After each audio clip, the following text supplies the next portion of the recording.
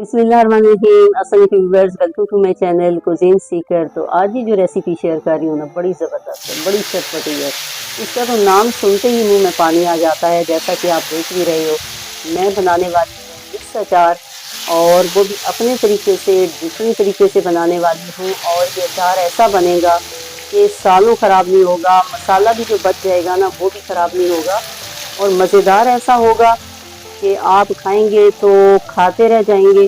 खुशबू ऐसी होगी कि अगर हाथ के साथ आपके लग जाए, कपड़ों के साथ लग जाए, तो दिनों तक खुशबू नहीं जाएगी। अब ये क्या तरीका होगा, किस तरीके से बनेगा, पूरी रेसिपी मैं पूरी टिप्स के साथ बताऊंगी। अच्छी बात ये है कि मज़ेदार बनता है। दूसरी अच्छी बात ये है कि फ़ौरन बनता है। आपको इसका दिनों का जो प्रोसेस है वो नहीं करना पड़ेगा, ना ही बॉईल करना पड़ेगा, ना ही धूप में रखना पड़ेगा। शॉर्ट तरीके से बनाऊंगी, ऑथेंटिक तरीके से बनाऊंगी, और कई दफ़ा मैं ये बना चुकी हूँ, तो दूसरों की फरमाइश पे मैं दोबारा बनाने लगी। मैंने 3 साल पहले बनाया था और अभी मसाला बचा हुआ था, तो मेरी गांव वाली मासी कहती है कि बाजी आपका ये कितना मज़े का कोई अचार लग रहा है कि मेरे हाथ से लगा और 2 दिन तक वो खुशबू आ रही है। तो अचार तो हमें भी मिलता है, लेकिन इतना खुशबूदार नहीं देखा, तो अचार तो डालें। मैंने कहा चलें फिर डालते हैं। तो ये जी लसूड़े हैं 1 किलो, और मैंने साथ लिया है आधा किलो नींबू है, आधा किलो हरी मिर्चें हैं, और 2 किलो केरियां हैं। तो सबसे पहले इन सारी चीज़ों को धो लेना है। धोने के बाद मैंने इसको बड़ी टेबल डाइनिंग पे डाल के ऊपर फैन चला दिया, इसका पानी सूखने दिया। अब यहाँ पे ये धुले हुए हैं और इनका पानी सूखा हुआ है। उसके बाद जो है इनका ये ऊपर का छिलका कैप उतारनी है। जो ना उतरे, थोड़ा सा छुरी से भी उतर जाती है, अदरवाइज ये हाथ से दबाने से फ़ौरन उतर रही है। और ये इस तरीके से मैंने सारे इसके कैप छिलके उतारिए, लेकिन धोने के बाद और इनका पानी सुखाने के बाद। अगर आप ये पहले इसका छिलका उतार देंगे, बाद में धोएंगे, तो सारी लेस बाहर आ जाएगी और ये चिपचिपे हो जाएंगे। उसके बाद ये केरियां हैं, और ये सब्जी वाली दुकान पे जाके वो आप लें तो वो काट के भी दे देते हैं। तो ये 1 दिन पहले ला के फ्रिज में रख दी, इससे इनका रंग ऐसा हो रहा है। ये आधा किलो मिर्चें हैं और आधा किलो नींबू है। यहाँ पे ये सरसों का तेल, सारा मैं सरसों का तेल इस्तेमाल कर रही हूँ। प्योर सरसों का तेल है कि जिसके सूंघने से खुशबू आती है। सरसों का तेल मैंने डाल दिया है आधा कप, और उसमें ये लसूड़े डाल दिए हैं। तो पहले तेल को गर्म होने दिया, उसके बाद लसूड़े डाले, ताकि वो लेस जो है वो कढ़ाई के साथ ना लगे, वरना फिर वो लगती चली जाएगी। और ये करीब से दिखा रही हूँ कि देखें जी इसका टेक्सचर कैसा है। और ये उस वक्त तक पकाना है जब तक ये लेस इसकी सूख ना जाए। जैसे आप भिंडी फ्राई करते हो ना, तो ऐसा ऐसा उसकी लेस सूख जाती है, यानी उसके अंदर ही रह जाती है, बाहर से लॉक हो जाती है। तो फ्राई करने से चीज़ें जो हैं वो ज़्यादा मज़ेदार बनती हैं। तो इनको मैं इसी तरह फ्राई कर रही हूँ, बॉईल नहीं करना। बॉईल करने वाले का टेस्ट बिल्कुल नहीं रहता, और इसी तरह दूसरे तरीके भी नहीं करने। आप सबसे पहले इसी तरीके को देखें और अपना अचार बनाएं। फिर उसी तेल में मैंने ये केरियां डाल दी, और इन केरियों को भी इतना पकाना है कि इनका देखें रंग चेंज हो जाए।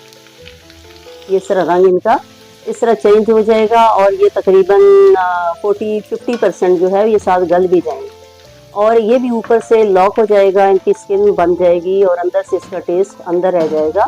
ये बिल्कुल इसी तरह होगा कि जैसे आप चिकन फ्राई करते हो ना, कोई भी गोश्त फ्राई करते हो, तो उसका टेस्ट अंदर ज़्यादा आता है बनिस्बत उसके कि जो बॉईल करो और डायरेक्ट पकाओ। तो सेम ये वही प्रोसेस है, उसी सेंस पे किया गया है, ताकि इनका टेस्ट अंदर ही रहे। इसी तरह ये थोड़ी सी ज़्यादा थी, तो मैंने दोबारा बना ली। अगर ज़्यादा हो तो फिर थोड़ी थोड़ी करके 2-3 बैचेस में इनको फ्राई आप करें।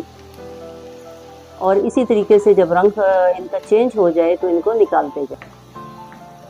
देखें जी, सारे फ्राई कर लिए। 2-3 बैचेस में मैंने इसे फ्राई किया है। लसूड़ों को भी कर लिया, आम को भी कर लिया। फ्राई करने से ये है, ये देखें थोड़ा हाफ कुक हो गए हैं। इससे फ़ायदा ये होता है कि इनका एक्स्ट्रा पानी सूख जाता है। सेकंड ये कि जो टेस्ट है वो सेव हो जाता है। बिल्कुल इसी तरह के जैसे आप चिकन वगैरह जब फ्राई करते हो, तो फ्राई किए हुए चिकन को जब पकाते हैं उसका टेस्ट ज़्यादा अच्छा आता है। लेकिन कुछ लोग हैं कि सिंपल इसको नमक लगा के धूप में रख देते हैं 2-3 दिन के लिए, तो उसका मकसद भी यही होता है कि जो पानी नमक से निकले वो सूख जाए। लेकिन उससे क्या है कि इसका टेस्ट ज़ाया हो जाता है। ये बिल्कुल इसी तरह है जैसे आप प्याज को नमक लगाते हो, तो वो उसका अर्क ख़त्म हो जाता है और बाद में वो इंतहाई सॉफ्ट हो जाता है। तो जो नमक लगा जो प्याज होता है उसका जायका अलग होता है, और जिसको नमक नहीं लगाते उसका जायका अलग होता है। तो हर चीज़ के लगाने से और डिफरेंट जो फ्राई करने से या इस तरह की प्रोसेस करने से टेस्ट बिल्कुल अलग हो जाते हैं। मुझे सबसे अच्छा तरीका यही लगता है कि आम को, लसूड़ों को और इनको फ्राई कर लिया जाए। तो ये देखें कि इनका सारा जो इसका जो है वो लेस वो ख़त्म है, ऊपर से जो लेस थी। और तीसरी बात ये है कि ये अब बहुत जल्दी अचार बनेगा, तो वो जो लॉन्ग डेज प्रोसेस होता है उसको शॉर्ट कर दिया गया है। जायका भी अच्छा है और सबसे बेस्ट वे ये है, आप इसी तरह अचार बनाएं, आपके कई सालों तक अचार ख़राब नहीं होगा और टेस्ट में भी लाजवाब होगा। तो साथ साथ जो है वो चूँकि मस्टर्ड ऑयल भी मैं पका रही हूँ तो उसकी आवाज़ें आ रही थी, मैंने थोड़ी सी वॉइस ओवर कर रही हूँ। तो ये पैकेट है जी अचार मसाले का, ये अक्सर जो पंसारी की दुकानें हैं जहाँ आटे दालें मिलती हैं वहाँ से मिल जाता है। हमें तो इसीलिए जहाँ चक्की का सामान लाते हैं वहाँ से मिलता है, लेकिन अगर आपको नहीं मिल रहा तो सारी क्वांटिटी ये मैंने लिख दी है, इसको मोटा मोटा आपने पीस लेना है। तो इसमें सारी चीज़ें शामिल हैं सिवाय नमक के। तो सारी क्वांटिटी मैंने लिख दी है, उसी हिसाब से बना लीजिए। बेशक थोड़ा बचता है तो बचा रहने दें, जब नेक्स्ट टाइम कोई अचार गोश्त बनाएं तो उसमें भी काम आ जाता है, तो कई चीज़ों में बन जाता है, तो इसलिए खुला बना के रख दिया करें। तो ये मसाला हम थोड़ा सा खुला ही डालेंगे और ये मसाला पाउडर नहीं है लेकिन थोड़ा थोड़ा मोटा पिसा हुआ है। तो अच्छी तरह इन सारी केरियों और लसूड़ों को मैं लगा रही हूँ, क्योंकि चीज़ें ज़्यादा हैं और थोड़ी गर्म भी हैं, तो इन्हें स्टील के बर्तन में आप बनाएं।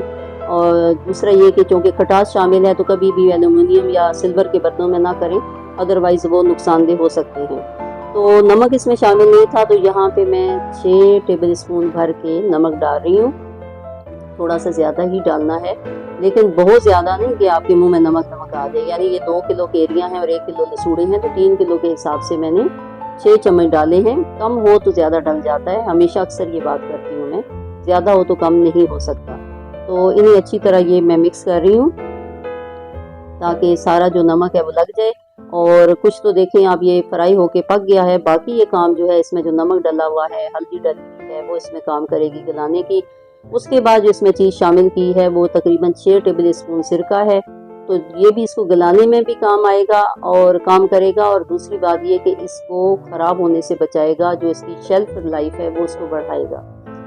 और जायका तो ज़ाहिरी बात है अच्छा करेगा ही। तो इस सिरके के डालने के भी कई मकासद हैं, बहुत ज़्यादा नहीं डालिएगा, फिर बहुत ज़्यादा एक्स्ट्रा वो तुरशा और खट्टा हो जाएगा। तो जितना मैं बता रही हूँ उतना ही आप इसमें डालें। तो ये देखें, मैं आपको तोड़ के बता रही हूँ कि ये हाफ कुक तकरीबन हो ही गए हैं, छिलका ऐसे दबाने से उतर रहा है, थोड़ा गोदा भी। तो इस तरीके से क्या होगा कि ये मसाले अचार के अंदर ये इसमें अच्छी तरह शामिल हो जाएंगे, जज्ब होंगे और मज़ेदार तो होंगे ही, और इस तरीके से जल्दी भी बन जाएगा। तो इस तरीके से बनाने से कई फ़ायदे हैं आपको। साथ इसको और ज़्यादा टेस्ट इन्हेंस करने के लिए मैंने जो है 1 टेबल स्पून चिली फ्लेक्स है, कुटी हुई जो लाल मिर्च है, 1 टेबल स्पून कलवंजी है, भरा हुआ ये टेबल स्पून है, 1 टेबल स्पून राई दाना है, ये जो सरसों का बीज होता है, 1 टेबल स्पून मेथी दाना है जिसको मेथरे कहते हो, 1 टेबल स्पून सौंफ है। तो ये हम साबुत डाल देंगे, क्योंकि पहले थोड़ा थोड़ा मोटा पिसा हुआ था, ये थोड़े से साबुत डालेंगे ताकि अचार का मज़ा और अच्छा आए। और ये सारी चीज़ें सेहत के लिए बहुत अच्छी हैं। जैसे कि इतनी गर्मी है, तो गर्मी में ये पुराने लोगों का ही तरीका था कि ज़्यादा सालन और तेल पका पका के नहीं खाते थे, तो इस तरीके से अचार बनाया, रोटी पकी, ऊपर मक्खन रखा और लस्सी के साथ खा लिया। लेकिन अब हम ये सोचते हैं, बारीकी से मैंने देखा कि इसके कितने फ़ायदे हैं, क्योंकि इसमें जो ऑयल यूज़ हुआ है वो मस्टर्ड ऑयल है, जो प्योर ऑयल है और जो सेहत के लिए, दिल के लिए, शरियानों के लिए बहुत अच्छा है। तो अब यहाँ जी जिसमें मैंने केरियाँ और ये लसूड़े फ्राई किए थे ना, तो वो तेल भी इसमें शामिल कर रही हूँ कि ऑलरेडी ये तेल पक ही चुका है। वरना जो आपका ताज़ा प्योर तेल होगा ना, उसमें मुश्क कड़वाहट आती है ऐसे। तो कच्चा तेल कभी नहीं डालिएगा, हमेशा उस तेल को पकाइएगा, और वो मैं आगे बताऊंगी कि उसके पकाने का भी तरीका क्या है। तो साथ साथ मैं चूँकि तेल पका रही थी तो वो कड़कड़ाहट की आवाज़ें आ रही थी, इसलिए मैं वॉइस ओवर कर रही हूँ। तो यहाँ पे मैंने 2 टेबल स्पून भर के नमक डाला है और ये थोड़ा सा खुला मसाला डाल रही हूँ, क्योंकि अब जो बाकी हमारी हरी मिर्चें हैं और जो लेमन है, नींबू, तो उनको भरना है। तो इसलिए मैं तो खुला ये मसाला मंगा लेती हूँ और खुला डालती हूँ, जो बच जाए वो फिर आगे दूसरे डिशेस में काम आता रहता है। तो आप भी बनाएं, खुला बना के रख लें। तो अब इसमें 2 टेबल स्पून भर के लाल मिर्च भी डाल रही हूँ ताकि टेस्ट थोड़ा सा और अच्छा आ जाए, रंग भी अच्छा हो जाए। तो नींबू चूँकि खट्टा होता है तो उसके लिए फिर ये ज़रूरी है, थोड़ी सी और मैंने मिर्च डाल दी है, वरना कुटी हुई मिर्च तो शामिल है ही है इसमें। तो ये अच्छी तरह मिक्स करके तो अब अपनी ताज़ा ताज़ा हरी हरी मिर्चें देखने से ही कितनी खूबसूरत और मज़ेदार हैं, इनको सीधा सा बीच में एक कट लगाना है इस तरीके से। तो सारी मिर्चों को एक एक कट लगा लें। मैंने आधा किलो हरी मिर्चें ली हैं और आधा किलो नींबू है, तो आप ज़्यादा डालना चाहें तो ज़्यादा डाल लें।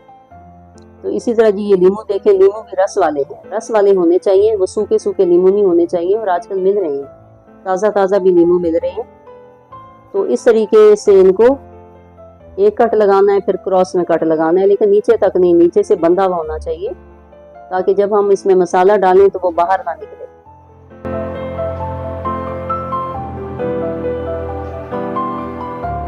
तो अब इसमें ये देखें तेल में बता रही हूँ सरसों का साथ रखा हुआ है। तो पहले जब गर्म होगा, मीडियम फ्लेम पे रखा हुआ है, तो पहले ये झाग बनेगी और झाग बनने के बाद फिर ये आहिस्ता सा बिल्कुल झाग खत्म हो जाएगी और इस तरह ये साफ साफ लगेगा। जब ये साफ साफ हो जाएगा, बबल बंद हो जाएंगे, मीडियम फ्लेम पे आपने रखना है, बहुत हाई पे नहीं रखना। तो उस वक्त इसको उतार लें तो इसकी खुशबू आएगी। तो अब जी ये जो करना है हमने, ये देखें इसकी आवाज़ सुनिए ज़रा, आवाज़, ये पका हुआ तेल है और इतनी खुशबू अभी से आ रही है क्योंकि हमने तेल में लहसुनों को भी पका लिया, तेल को भी पका लिया। और पके हुए तेल को जब डाला तो वो मसाला मज़ीद इसमें भुन के वो अच्छा यानी खुशबूदार हो गया। तो एक मकसद तो देखो इस तेल में डालने का ये है कि हम जब गरम गरम चीज़ तो तेल डालना है तो फिर आपने एल्युमिनियम और सिल्वर के बर्तन में नहीं डालना। अब यहाँ पे जब ठंडा होगा तो फिर मैं इसको बड़े बर्तन में कन्वर्ट करूँगी।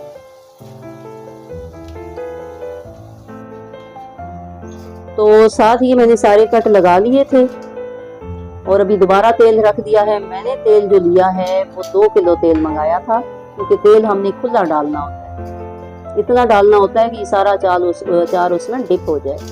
तो ये नमक, ये मसाला भरने का भी ये तरीका आप देख लीजिए, चम्मच से डालें या फिर हाथ से डाल लें।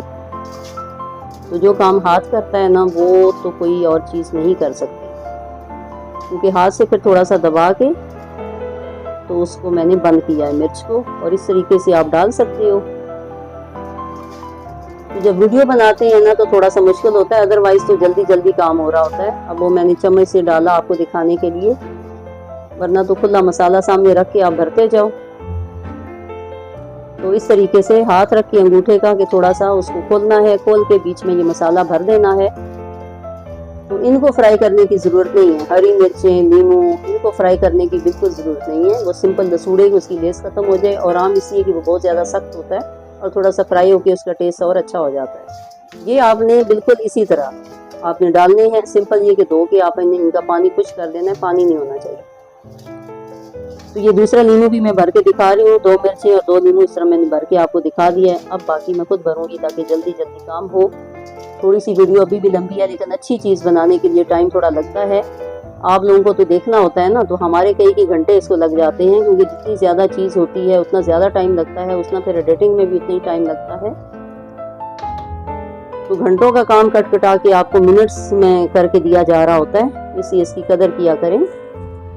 बाकी जो मसाला भी भरा बचा हुआ था ना वो भी मैंने ऊपर डाल दिया।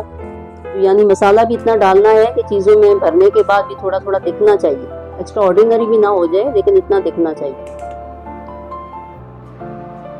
तो अब जी तेल जो दूसरा मैंने कढ़ाई में डाला हुआ था ना वो भी पक गया है, और वो भी इस तरह मैंने गरम गरम डाल दिया। तो इसकी जो कड़कड़ाटी जो आवाज़ है, जो खुशबू है अचार की, वो अभी से ऐसी है कि जैसे आपका बना बनाया अचार। तो इस तरीके से तेल भी पक जाता है, बहुत खुशबूदार हो जाता है, मसाला थोड़ा सा और पक जाता है, वो भी खुशबूदार हो जाता है। अब मैंने बर्तन में, स्टील के बर्तनों में डाला हुआ है। तो ये देखिए जी, करीब से इसका टेक्सचर देखें, इसकी शक्ल देखें और आम देखें। ये तो अभी से चक्की मार के आप खा सकते हैं, ये तो अभी से ही मज़ेदार बन गया है। अब यहाँ पे मैंने इसको छोड़ दिया था। जब तेल थोड़ा ठंडा हो गया तो ठंडा होने के बाद फिर मैंने ये सारा आप देख लें करीब से। तो फिर ये मैंने एक बाल्टी ली हुई है, इसको क्या कहते हो आप, जो भी है, कनस्तर है, जो भी है प्लास्टिक का, तो उसके अंदर फिर डाल देना है, लेकिन ठंडा करने के बाद। गरम गरम नहीं डालना आपने, क्योंकि प्लास्टिक की चीज़ों में गरम चीज़ नहीं डाल सकते। बाकी इसमें डाल दें, क्योंकि एक जगह ये सेफ रहता है, मट्टी वट्टी इसके अंदर नहीं जाती, तो खुला अचार बनता है। और देखें तेल जितना भी डाला है वो काफ़ी चीज़ें ये डिप हो गई हैं। अभी और थोड़ा सा ला के आधा किलो और पका के डाल दूंगी ताकि बिल्कुल डिप रहें। तो अचार को खराब होने से बचाने के लिए जो सबसे ज़्यादा काम करता है ये मस्टर्ड ऑयल भी है, ताकि वो डिप हो, चीज़ें खराब ना हो। बस अपनी दुआ में याद रखिए। खुश रहिए। अल्लाह हाफ़िज़।